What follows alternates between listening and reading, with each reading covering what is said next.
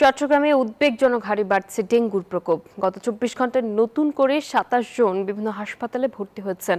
আরো জানাতে যুক্ত হচ্ছেন আমাদের সহকর্মী নয়ন বড়ুয়া জয়। জয়, আমাদেরকে জানাবেন বন্দর নগরীতে ডেঙ্গুর প্রকোপ কতটা বেড়েছে আর চিকিৎসক ও সংশ্লিষ্টরা কি বলছেন এই বিষয়ে।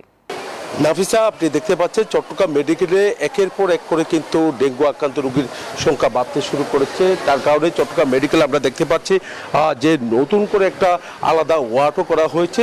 এখানে ডেঙ্গু আক্রান্ত যারা হবে তারা কিন্তু এই ওয়ার্ডে আলাদা করে কিন্তু তাদের চিকিৎসা দেয়া হচ্ছে বলে আমাদেরকে জানিয়েছেন। দেখতে পাচ্ছেন এখানে নতুন একটা ওয়ার্ড ঘোষণা করে রেখেছেন। প্রতি সপ্তাহে সর্বোচ্চবার বিকাশ পেমেন্টে 50 জন হবেন পেমেন্ট চ্যাম্পিয়ন। জিতে নিন টিভি সহ আকর্ষণীয় সব প্রাইজ। এই ওয়ার্ডে সব কিন্তু ডেঙ্গু আক্রান্ত রোগী। তাহলে বুঝতে পারছেন কিভাবে কিন্তু আসলে ডেঙ্গু আক্রান্ত হচ্ছে। তাহলে চট্টগ্রাম শহরের চেয়েও কিন্তু আমরা দেখতে পাচ্ছি গ্রামে সবচেয়ে বেশি আক্রান্ত হচ্ছে। গ্রাম থেকে সবচেয়ে বেশি এখানে ভর্তি হয়েছে। এখানে চট্টগ্রাম মেডিকেলে যারা ভর্তি হয়েছে বেশিরভাগ আমরা দেখতে পাচ্ছি কক্সবাজার, পেকুয়া, একই সাথে সীতাকুণ্ড, মিরসরাই সহ বিভিন্ন জায়গার আক্রান্ত রোগী।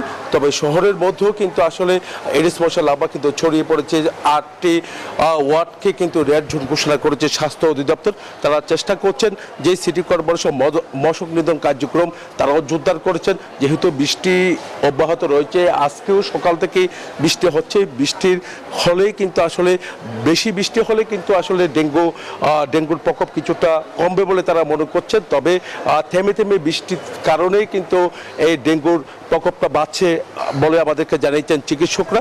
তবে এখানে যারা চিকিৎসা নিচ্ছেন তাদের সাথে আমরা কথা বলেছি। তারা বলছেন চট্টগ্রাম মেডিকেলে চিকিৎসা সেবার কোনো ত্রুটি নেই বলে তারা জানিয়েছেন। অনেকজন সুস্থ হয়ে বাড়ি ফিরেছেন। আবার দেখা যাচ্ছে কেউ কেউ এখানে নতুন নতুন করে ভর্তি হচ্ছে। স্বাস্থ্য অধিদপ্তরের তথ্য মতে কিন্তু প্রতিদিন চট্টগ্রাম মেডিকেলে 3 থেকে 4 জন করে ভর্তি হচ্ছে। এর সাথে অন্যান্য সরকারি মেডিকেলগুলোতে কিন্তু প্রতিদিন ভর্তি হচ্ছে। তার কারণে কিন্তু চিকিৎসক যারা আছেন তারাও কিন্তু হিমশিম খেতে হচ্ছে।